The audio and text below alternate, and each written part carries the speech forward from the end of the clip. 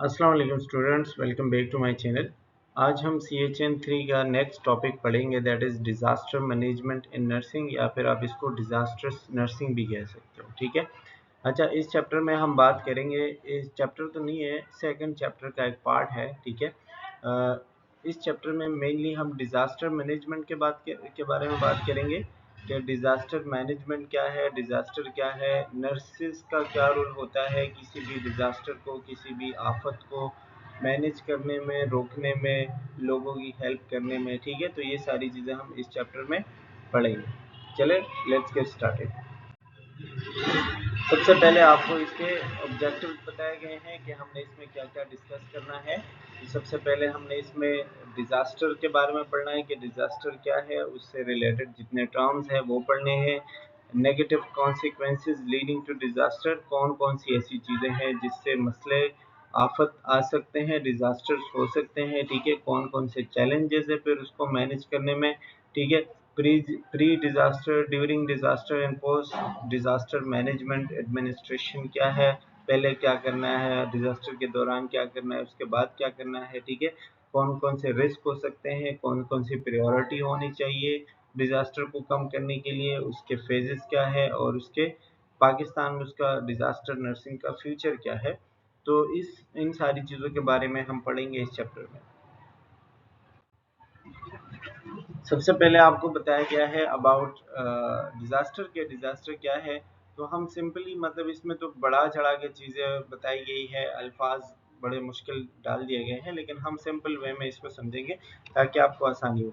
सबसे पहले बताया गया है an act of such magnitude as to create a catastrophic situation in which the day-to-day pattern of life is suddenly disrupted and people are plunged into helplessness and suffering। ठीक है, अब देखो ये इतनी बड़ी बात लिखी हुई है, लेकिन आसान ज़बान में हम इसको समझे तो इसका मतलब ये होता है कि एक कोई भी नेचुरल, कोई भी कुदरती आफत जिसकी वजह से उसकी इंटेंसिटी, उसकी शिद्दत इतनी ज़्यादा हो, कैटास्ट्रॉफिक मतलब जिसकी वजह से बहुत ही ज़्यादा कोई मसले और सीवियर किस्म के नुकसान हो जाएं। ठीक है, तो जिसकी वजह से कोई आफत ज़दा हालत पैदा हो जाए, जिसकी वजह से हमारे जो दिन के रूटीन्स है, जो काम होते हैं, वो सारी चीज़ें डिस्टर्ब हो जाएं और लोग अपने आम ज़िंदगी से हटके एक बेजारी और मतलब जो मदद के मोहताज हो जाएं और एक मुसीबत से गुजरने वाली सिचुएशन में आ जाएं। ठीक है, इसको हम कहते हैं डिज़ास्टर। मतलब एक कुदरती आफत या एक ऐसी कोई चीज़, या एक कुदरती भी हो सकती है, इंसान की वजह से भी हो सकता है, वट एवर। ठीक है, जिसकी वजह से हमारी ज़िंदगी जो डेली लाइफ होती है वो डिस्टर्ब हो जाती हैं, जिसकी वजह से हम जो है वो बेजार हो जाते हैं, हम मदद की ज़रूरत पड़ती है, हमें हमें मुसीबत से गुजरना पड़ता है। इस चीज़ को हम कहते हैं डिज़ास्टर। अब वो कोई सैलाब, कोई आफत, सुनामी, ज़लज़ला, कुछ भी हो सकता है। ठीक है, a disaster is sudden extra ordinary calamity और कैटास्ट्रॉफ विच अफेक्ट्स और थ्रेटन हेल्थ। ठीक है, मतलब वही अचानक कोई आने वाली आफत जिसकी वजह से हमारी ज़िंदगी और हमारी सेहत मुतासर हो सकती है। फिर ये डिज़ास्टर के रिलेटेड आपको कुछ टर्म्स बताए गए हैं कि कौन कौन सी चीज़ें हैं जो आपने समझनी है। सबसे पहले hazard. Hazard is an event or occurrence that has the potential for causing injuries to life and damaging property and environment. हर वो चीज़ जो कि मतलब जिससे आपके माहौल को, आपकी ज़िंदगी को, आपकी प्रॉपर्टीज़ को ख़तरा हो, वो हैज़र्ड है। यानी ज़लज़ला हैज़र्ड है, पानी, सैलाब, सुनामी, हवा, तूफ़ान। ठीक है, ये सारी चीज़ें हैज़र्ड्स हैं, यानी कि ख़तरे हैं। ठीक है, वल्नरेबिलिटी क्या होती है, ये हम पहले ही पढ़ चुके हैं। वल्नरेबिलिटी एज अ कंडीशन और a set of condition that reduces people's ability to prepare and respond to a hazard. यानी आप कितने बॉर्डर पे हैं या कितना आसान है नुकसान पहुंचाने के लिए। आप ऐसे समझो, जैसे एक बंदा पहले ही कोई बीमारी से गुजर रहा है तो वो बहुत ही वीक होता है, उसकी इम्यूनिटी वीक होती है, उसको दूसरी कोई बीमारी बहुत आसानी से लग सकती है। तो हम कहते हैं कि ये वल्नरेबल है। वल्नरेबल मीन्स ये बहुत ही मतलब आप कह सकते हो कमज़ोर है। ठीक है, तो वल्नरेबिलिटी की आप कमज़ोरी कह सकते हो कि मतलब हमारी ऐसी क्या कमज़ोरी होती है या ऐसी कंडीशंस, ऐसे हालात जिसमें हम इस काबिल नहीं होते कि हम उस ज़लज़ले का या उस आफ़त का मुकाबला कर सकें, ठीक है, और हम अपने आप को बचा सकें। यानी हम अगर किसी समुंदर के किनारे, किसी दरिया के किनारे या ऐसे इलाके में रहते हैं जहाँ पे ये आफ़त बहुत आसानी से आ सकते हैं, तो हम वल्नरेबल है, यानी हम उस चीज़ के बिल्कुल मुँह में हैं, ठीक है, और वो बिल्कुल हमें आके तबाह कर सकती है। इसी तरह कैजुअलिटी क्या होती है कि a human being who is injured or killed by is a direct result of an incident। कोई भी हादसा जो होता है, भले वो एक्सीडेंट हो, आफत हो, कोई भी डिजास्टर हो, उसमें जो लोग मर जाते हैं या जो जख्मी हो जाते हैं वो कैजुअलिटी कहलाती है, ठीक है। कैपेसिटी क्या होती है? कैपेसिटी और दोज पॉजिटिव कंडीशन और abilities which increase a community's ability to deal. अब हम उन चीज़ों के साथ डील कैसे करेंगे? हमारे पास इतने रिसोर्सेज है, हमारे पास खाना है, फूड है, मेडिसिन है, टेंट्स है, डिफरेंट चीज़ें हैं जिससे हम उन मुतासिर लोगों की मदद कर सकते हैं या उस हैज़र्ड के साथ डील कर सकते हैं, तो वो कैपेसिटी कहलाती है, ठीक है। रिस्क क्या होता है? रिस्क में आपको पता है probability that a community structure or geographic area is to be damage or disturbed by the impact of a particular hazard. यानी एक ऐसा इलाका, एक ऐसे लोग, या आप कह सकते हो लोगों का एक ऐसी जगह पे रहना, जियोग्राफिक एरिया जो होता है, ठीक है, जहाँ पे सैलाब आने का, जलजला आने का, कोई भी कुदरती आफत आने का खतरा ज़्यादा हो, तो हम कहते हैं ये रिस्क पे है। यानी फॉर एग्जांपल अगर हम कहें कि सिंध में जो लास्ट टाइम सैलाब आया था, आई थिंक 2022 में आया था या 23 में आया था, ठीक है, कि उस वक्त जो है वो लोग जो है वो क्या थे, रिस्क पर थे, क्योंकि वहाँ पे वो ऐसे इलाकों में रह रहे थे जहाँ पे सैलाब आने का ख़तरा ज़्यादा था, ठीक है। तो ऐसी जियोग्राफिक लोकेशन या जियोग्राफिक एरिया पे रहना जहाँ पे ये चीज़ें ज़्यादा हो, तो मतलब आप रिस्क पे हैं, ठीक है। अच्छा, on account of their nature, construction and proximity of to a hazard area. क्यों होंगे? क्योंकि आपका या तो नेचर ख़राब है, यानी जहाँ पे प्लांट्स नहीं है, जहाँ पे पानी बहुत ज़्यादा है, ठीक है, जहाँ पे आप जो है फॉर एग्ज़ाम्पल आबादी बहुत ज़्यादा है, तो वहाँ पे ख़तरे हो सकते हैं। आपकी बिल्डिंग्स, आपकी कंस्ट्रक्शन सही नहीं है, बिल्कुल कमज़ोर है, थोड़ा सा इधर-उधर कुछ हुआ, ज़लज़ला आया तो सब कुछ गिर जाएगा, ठीक है। या प्रॉक्सिमिटी टू हैज़ार्डस एरिया, या आप किसी ख़तरनाक एरिया में मतलब करीब है, वहाँ के आप ज़्यादा पास है, तो मसले हो सकते हैं, यानी आप रिस्क पर हैं, ठीक है।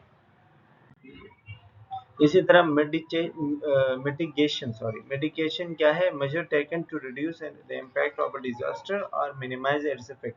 कोई जलजला, कोई भी ऐसी कोई आफत आ गई, उसके बाद आप जो जो मेजरमेंट्स, जो जो काम करते हैं, उसके असरात को और उसके नुकसान को कम करने के लिए, ठीक है, वो मिटिगेशन कहलाता है। प्रिवेंशन का मतलब क्या होता है? Measure taken to avoid a disaster from occurring if possible. अगर पॉसिबल है तो पहले से ही कोई ऐसे आप कह सकते हो एहतियाती तदाबीर जो होते हैं ना, वो अपनाना, ताकि वो मसला हो ही नहीं, या फिर अगर वो हो भी तो बहुत ज़्यादा कोई नुकसान ना हो। जैसे आपको मैं बताऊं, जैसे जापान जो है वो जलजलों के लिए बहुत ज़्यादा मशहूर है, कि जापान में अर्थक्वेक्स, जलजले बहुत ज़्यादा आते हैं। तो उन लोगों को पता है कि हमारी लोकेशन, जियोग्राफिक लोकेशन ऐसी है जिसमें ज़लज़ले आने का ख़तरा बहुत ज़्यादा है, तो उन्होंने पहले से ही प्रिवेंशन की है, यानी उन्होंने पहले से ही बिल्डिंग्स ऐसे बनाई हैं जिस पे मतलब ज़लज़ले का बहुत ज़्यादा असर नहीं होता है, ठीक है। इसी तरह प्रिपेयर्डनेस को आप देखोगे तो प्रिपेयर्डनेस भी वही है कि measure taken in expectation of a disaster to ensure that appropriate and effective action are taken in the aftermath.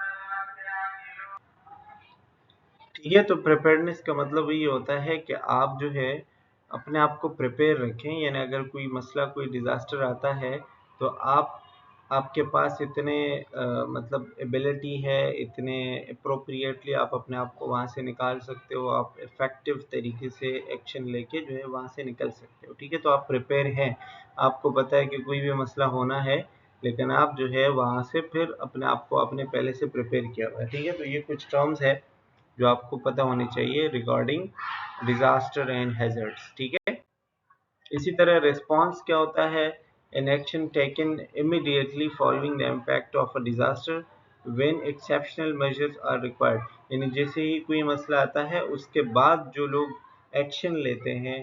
भाई आपने मदद पहुंचा दी, आपने जो है वो आर्मी को भेज दिया, लोगों को भेज दिया, टेंट्स पहुंचा दिए, एनजीओज वगैरह चले गए, ठीक है, उनकी लोगों को निकाल दिया, कई लोग फंसे हुए हैं, ठीक है, तो वो जो है रिस्पॉन्स कहलाएगा। वो आपके जो जो बेसिक नीड्स होते हैं सर्वाइवर्स को बचाने के लिए, ठीक है, वो सारा रिस्पॉन्स कहलाता है।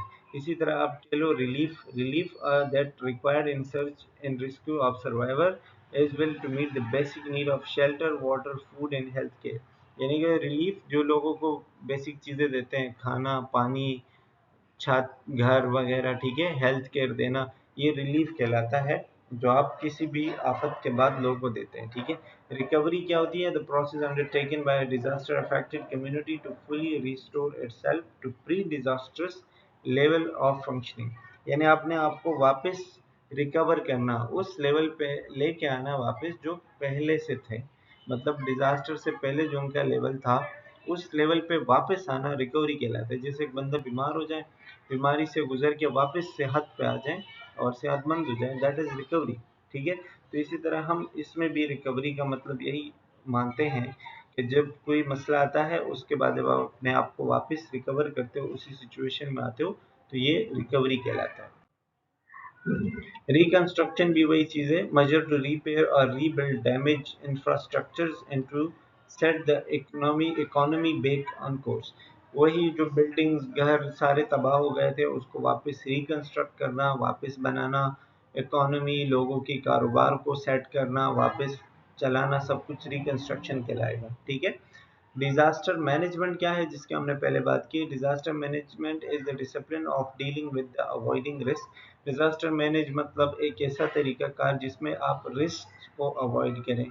जहाँ पे जिन लोगों को खतरा है, रिस्क पर है, उनको आप बताएं कि भाई यहाँ मसला है। तो अगर आपको पता है फॉर एग्जांपल कि बारिशें बहुत ज़्यादा हो रही है, सैलाब आने वाले हैं, खतरा है, अभी आया नहीं है लेकिन आपको पता चल रहा है कि खतरा हो सकता है, तो आप लोगों को पहले ही वहाँ से निकाल दें, ठीक है। इसी तरह लोगों को मेंटली प्रिपेयर करें। It is a discipline that involve preparing for disaster before it happen. यानी डिजास्टर होने से पहले ही आप लोगों को प्रिपेयर करें, ठीक है। डिजास्टर रिस्पांस, अगर कभी कोई मसला हो जाए तो फिर आपने उसको रिस्पांस कैसे करना है, जैसे इमरजेंसी एवोकुएशन, लोगों को इमरजेंसी में निकालना, कहीं आग लग गई भाई आपने लोगों को निकाल दिया जल्दी जल्दी। मास डॉक्यूमेंटेशन, कितने लोग मुतासर हुए, कितने मर गए, कितने लोगों की नीड है, कितने घर, कितनी जगह चाहिए, ठीक है, वो सारी चीज़ें आपने डॉक्यूमेंट करके बतानी है। As well as supporting in rebuilding society after natural human made disaster. और फिर उन्हीं सारी चीज़ों को, सोसाइटी को रीबिल्ड करना, लोगों को अपनी ज़िंदगी में वापस लाना, उनको नॉर्मलाइज करना, ये सारा डिजास्टर मैनेजमेंट में आता है। अच्छा, negative consequences leading to a disaster. अब ये आपको बताया जा रहा है कि कौन कौन सी ऐसी नेगेटिव चीज़ें हैं, गलत बातें हैं, ठीक है, जो कि आप कह सकते हो जिसकी वजह से डिजास्टर आ सकते हैं। सबसे पहले है पुअर कंस्ट्रक्शन प्रैक्टिसेस, यानी बिल्डिंग्स और ऐसी चीज़ें जो आपने सही नहीं बनाई। फ्लड प्रूफ, अर्थक्वेक प्रूफ, ऐसी चीज़ें जो है आपकी नहीं है, ठीक है। जैसे 2005 के ज़लज़ले में जितने अमवात हुई थी, जितने लोग मर गए थे, तो ज़्यादातर लोग इसी वजह से मर गए थे क्योंकि घर और मकान जो थे वो कच्चे थे। तो जब आपके बिल्डिंग्स अर्थक्वेक प्रूफ नहीं होंगे या फ्लड प्रूफ नहीं होंगे, तो उसकी वजह से मसला होगा। Poor human and animal health, लोग जो है वो पहले से वीक है, मॉल नरिश्ड है, बीमार है, ठीक है, तो वो डिजास्टर नहीं झेल पाते, वो वैसे ही मतलब ऑलरेडी वीक होते हैं, ठीक है।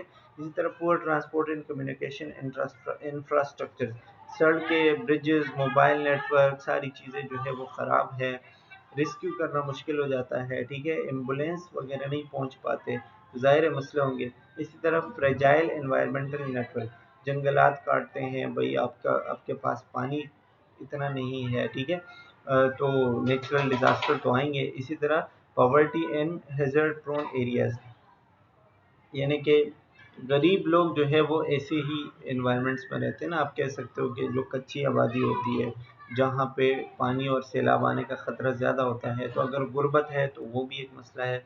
Population size and speed of growth, ठीक है, ज़्यादा लोग होंगे, ज़्यादा आबादी जल्दी बढ़ेगी, तो ज़्यादा लोग डेंजर में हो सकते हैं, ज़्यादा मसले हो सकते हैं, ठीक है।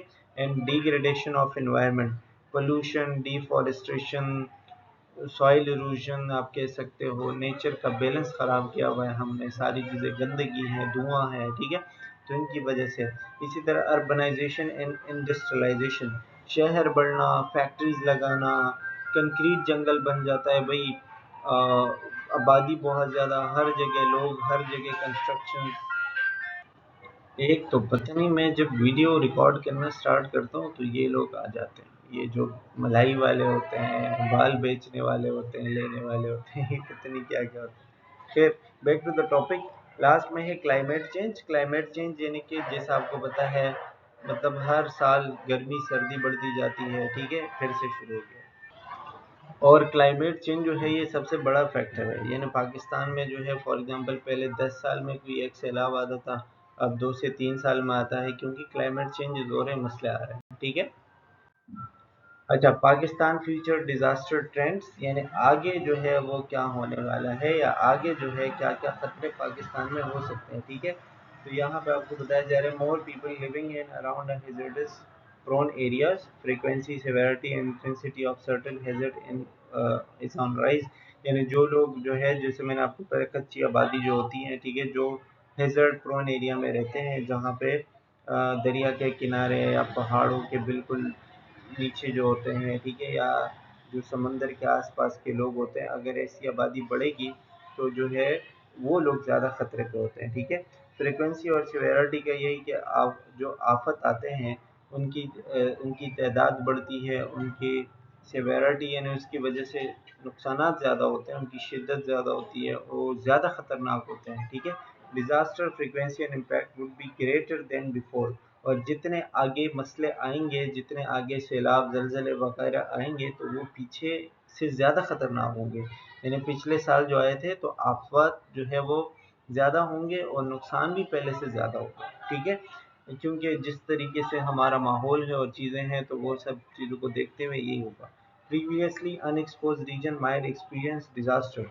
और वो जगह जहाँ पे पहले, यानी आप कह सकते हो जो पहले महफूज इलाके थे, अब वो भी खतरे में हो सकते हैं, वहाँ भी मसला आ सकते हैं जहाँ पे पहले कुछ नहीं था, यानी पहले मतलब सैलाब वगैरह नहीं, जलजले नहीं थे, अब वहाँ पे भी आ सकते हैं, ठीक है। तो ये पाकिस्तान के फ्यूचर डिजास्टर ट्रेंड्स बताए जा रहे हैं। अब यहाँ पे हमें चैलेंजेस एंड अपॉर्चुनिटीज़ बताई जा रही है कि हमने किसी भी चीज़, हमारे सामने चैलेंजेस क्या है और हमने उनको हैंडल कैसे करना है। चैलेंजेस की अगर बात करें तो पहला हमारा चैलेंज है कि risk reduction, relatively new concept for policy. यानी कि रिस्क रिडक्शन मतलब खतरे को कम करना, ठीक है। पहले ये था कि भाई लोग जो है जब कोई आफत आ जाती थी तो फिर वो न्यूज़ में कहा जाता है कि ये तो अल्लाह की तरफ से है, ये तो हम नहीं रोक सकते हैं इस चीज़ को, ये तो हमारे बस में नहीं है, इख्तियार में नहीं है। But that is an old concept, मुझे नहीं लगता कि ये कहना चाहिए, ठीक है, या फिर इस तरह की बातें करनी चाहिए। आपको कम से कम रिस्क को कम करना चाहिए, और ये बिल्कुल आई थिंक सो कि गलत बात होगी। हाँ, अल्लाह की तरफ से है, बट उसमें इंसान का भी बहुत बड़ा हाथ है कि आप अपने माहौल को खुद ही ख़राब कर रहे हो, ठीक है। जिसमें आपके ऊपर सैलाब आते हैं, ज़लज़ले तो खैर वो तो एक अलग ही बात है, बट डिफरेंट जो सैलाब की वजूहात है, गर्मी सर्दी के जो वजूहात है, वो हमारे अपने, यानी मेन मेड आप कह सकते हो, इंसान की वजह से है, ठीक है। तो पहले ये था कि डिज़ास्टर के बाद रिलीफ देते थे, यानी जब मसला हो जाता था, सैलाब वगैरह और नुकसान हो जाता था, तो उसके बाद वो करते थे। लेकिन चैलेंज अभी ये है कि रिस्क रिडक्शन, हम पहले से ही रिस्क को कम करें और एक न्यू पॉलिसी और एक ऐसे कॉन्सेप्ट को अपनाएं कि जिसमें हम डिज़ास्टर से पहले ही जो है वो एक ऐसे प्रिवेंशन अपनाएं, ऐसे काम करें जिसमें डिज़ास्टर ना आए, या अगर आए भी तो उसका ख़तरा कम हो, ठीक है। तो ये हमारे लिए एक चैलेंज है, यानी इस चीज़ के ऊपर काम करना है। इसी तरह lack of policy institution and legal agreements to deal with the issues and risk of vulnerability. यानी कि आप कह सकते हो कि कोई स्ट्रॉन्ग कानून नहीं है, जैसे अर्थक्वेक जोन में कुछ बिल्डिंग्स बनाने, आप कह सकते हो कि जहाँ पे अर्थक्वेक आते हैं, जहाँ पे जलजला ज़्यादा होता है, वहाँ पे जो है आप बैन कर दें कि भाई यहाँ पे आबादी नहीं होगी, ठीक है।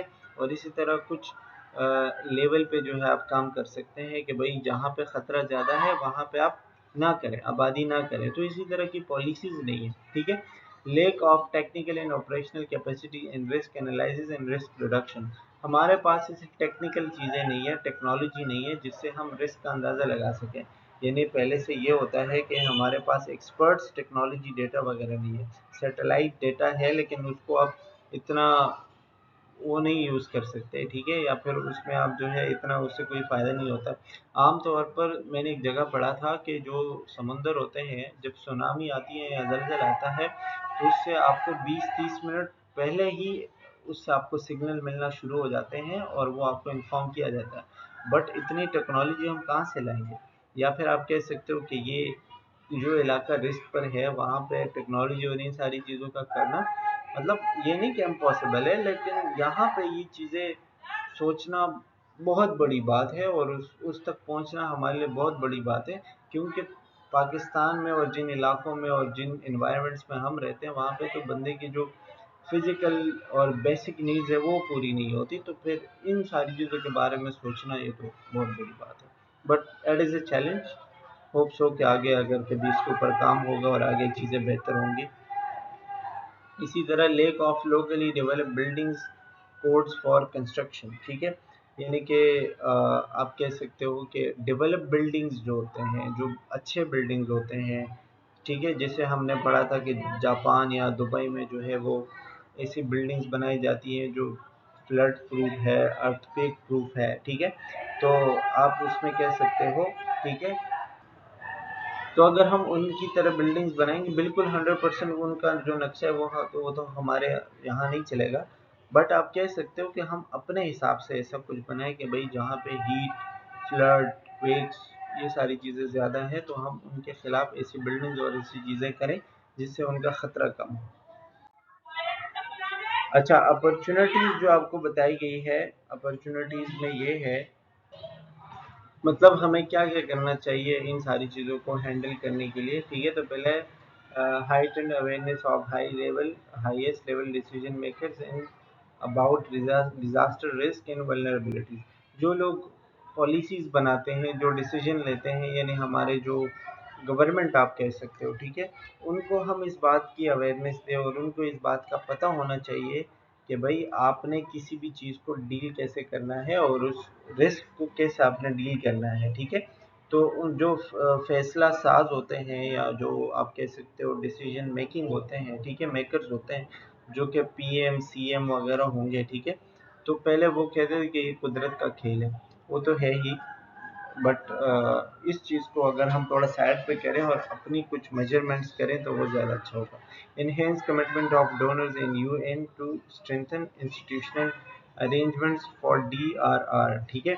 मतलब ये कि वर्ल्ड बैंक जो होते हैं, यानी जो इंटरनेशनल इदारे होते हैं जैसे वर्ल्ड बैंक है, यूएनडीपी है, डब्ल्यूएचओ है, ठीक है, वो सिर्फ फंड्स नहीं देते बल्कि वो ट्रेनिंग भी देते हैं कि भाई आप डीआरआर, डिज़ास्टर रिस्क रिडक्शन जो होता है, ठीक है, यानी रिस्क को कैसे कम किया जा सकता है, इन सारी चीज़ों के ऊपर काम किया जा सकता है, वो बताते हैं और वो ट्रेनिंग देते हैं, ठीक है।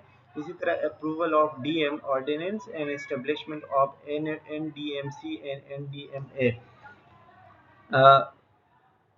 ऐसे इदारे को हम अप्रूव करें, डीएम डिज़ास्टर मैनेजमेंट ना, कि आप डिज़ास्टर मैनेजमेंट का एक अलग इदारा बनाएं, ठीक है, और वो जो है इन्हीं सारी चीज़ों के ऊपर काम करे कि डिज़ास्टर को कैसे मैनेज करना है, कैसे रोकना है। और वो फिर एक आप कह सकते हो कि ऐसे इदारे जिसे इस्टेब्लिश हो चुके हैं वैसे, establishment of NDMC, national disaster management commission, ठीक है, और national disaster management authority. Commission का मतलब ये होता है, कमीशन का काम जो है वो ये है कि फैसला साजी करना, कानून साजी करना, ठीक है, और वो पॉलिसी बनाता है। उसको आई थिंक प्राइम मिनिस्टर जो होता है वो हेड करता है, ठीक है।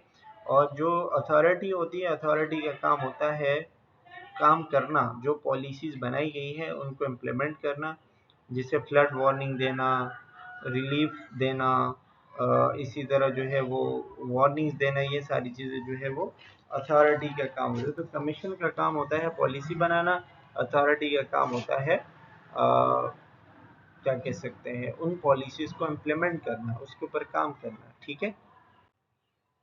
अच्छा, प्री डिजास्टर एडमिनिस्ट्रेशन क्या है? The epidemiological evaluation of pre disaster in post disaster period is specially valuable for administration. यानी कि जब भी कोई मसला आता है तो उसके पहले और उसके बाद pre disaster in post disaster जो भी मसले होंगे या जितना भी डेटा होगा वो हमारे पास हो। ठीक है, तो हम जो है उससे फ़ायदा ले सकते हैं और उन्हीं सारी चीज़ों को यूज़ करके आप जो है उसका आप कह सकते हो कि यूज़ करके आप उनको एक अच्छे तरीके पर यूज़ कर सकते हैं और उनके एक्टिविटीज़ प्लान कर सकते हैं। वो आगे जाके उसका फ्यूचर में जो है जो ख़तरे होंगे उसको कम कर सकते हैं। ठीक है, फॉर एग्ज़ाम्पल जो भी आफत है उसके उससे पहले और उसके बाद का डेटा आपने जमा किया और आपने उसको गवर्नमेंट को दे दिया या किसी भी ऑर्गेनाइजेशन को दे दिया। ठीक है, तो वो बहुत ज़्यादा मतलब इम्पोर्टेंट हो सकता है। जैसे अगर हम जानते हैं कि फ्लड के बाद डायरिया ज़्यादा होता है तो पहले से ही आप जो ORS वगैरह होते हैं या डायरिया के लिए जितने मैनेजमेंट होते हैं वो आप स्टॉक करके रखें। ठीक है, तो एपिडेमियोलॉजिकल इवैल्यूएशन से हमें यही पता चलता है कि भाई डिज़ास्टर से पहले क्या करना है, डिज़ास्टर के बाद क्या करना है। ठीक है, इसी तरह एग्जाम्पल के तौर पर जो आपको बताया गया, knowing the age and sex of the group at risk that has to be given priority in taking preventive measure before, during and after any event in the community। यानी फ्लड में सबसे ज़्यादा रिस्क किसको है ना, जो लोग उनकी एज क्या है, उनका जेंडर क्या है, जैसे 5 साल से कम बच्चे जो होते हैं, प्रेग्नेंट फीमेल्स हो गई या बुजुर्ग जो होते हैं। ठीक है, तो पहले उनके लिए आप काम करें, पहले उनके लिए टेंट्स, खाना, मेडिसिन वगैरह ये सारी चीज़ें आप प्लान करें। बाकी लोग जो है वो तो जो डील कर सकते हो तो बाद में होंगे ना। ठीक है। अच्छा, pre disaster activities can be expressed as a post cob. Post cob जो है ये एक साइंटिस्ट था या फिर आप कह सकते हो एक मतलब मैनेजमेंट का बंदा था, दैट वाज लूथर गलिक। ठीक है, यहाँ पे तो नाम नहीं लिखा हुआ। लूथर गलिक जो है ये उसका एक फॉर्मूला है जिसमें हम 8 चीज़ें देखते हैं, POSDCORB। ठीक है, तो इसमें ये जो है पोस्ट कॉब जो उसका फॉर्मूला है उसमें डिफरेंट चीज़ें हैं और वो कहता है कि जब आप कोई भी डिज़ास्टर या कोई भी इस तरह का मैनेजमेंट करते हैं, एडमिनिस्ट्रेशन करते हैं डिज़ास्टर मैनेजमेंट, तो उसके लिए आपको इन 8 चीज़ों के ऊपर गौर करना है। अब ये 8 चीज़ें क्या हैं? पोस्ट कार्ड में सबसे पहले प्लानिंग। प्लानिंग का मतलब होता है फ्लड मैप बनाना, लोगों को निकालना, इवैक्यूएशन रूट प्लान पहले से आप प्लान करते हो। अगर ये मसला हो गया तो लोगों को कहाँ से निकालेंगे, रास्ता कौन सा है, क्या तरीका कार होगा। ठीक है, फिर दूसरा है ऑर्गेनाइजिंग। ऑर्गेनाइजिंग में आप कहते हो यानी टीम्स बनाना, मेडिकल के टीम, रेस्क्यू के टीम, फूड के टीम। ठीक है, इस तरह के। फिर इससे स्टाफिंग आएगा। स्टाफ में आपके पास डॉक्टर, नर्सेज, जो आम लोग होंगे, वॉलंटियर्स। ठीक है, उनकी ड्यूटी लगाना। डी से जो है आप डायरेक्टिंग कह सकते हो। डायरेक्टिंग में ऑर्डर देना, वो जगह खाली करो, उनको फूड दे दो, वो मरीज ले आओ, ये करो वो करो। ठीक है, इसी तरह CO से आएगा कोऑर्डिनेटिंग। कोऑर्डिनेशन यानी दोनों दूसरे लोगों के साथ मिलकर काम करना। हॉस्पिटल, NGO, आर्मी, जो डिज़ास्टर मैनेजमेंट के जो लोग होते हैं, जो इदारे होते हैं, फलाही इदारे होते हैं। ठीक है, उनके साथ मिलकर काम करना। R से आएगा रिपोर्टिंग। रिपोर्टिंग यानी गवर्नमेंट को डेटा भेजना, कितने मरीज है, कितना लॉस हुआ है, कितनी चीज़ों की नीड है, कितने बजट की नीड है। ठीक है, ये सब। और लास्ट में बजटिंग। बजटिंग यानी पैसा प्लान करना, आपके पास मेडिसिन कितने चाहिए, टेंट्स कितने चाहिए, खाने के लिए कितना पैसा चाहिए, खाना, वो सारी चीज़ें जो है, ये सारी चीज़ें हम पढ़ते हैं पोस्ट कॉब में। यानी कि जो तकरीबन 7-8 चीज़ें हैं ये हम कलेक्टिवली इसी फॉर्मूले के अंदर देखते हैं। ठीक है, तो जब हमारे पास ये फॉर्मूला होता है तो फिर उस चीज़ को, डिज़ास्टर को मैनेज करना इजी होता है। इसके बाद जो है ये पब्लिक इन्वॉल्वमेंट वगैरह है, तो आई थिंक ये काफ़ी लंबी हो जाएगी अगर हम अभी हम इस चीज़ को डिस्कस करेंगे। तो we will study it in the next part. तब तक के लिए अपना ख्याल रखिए एंड मुझे दुआ में याद रखिए। अल्लाह।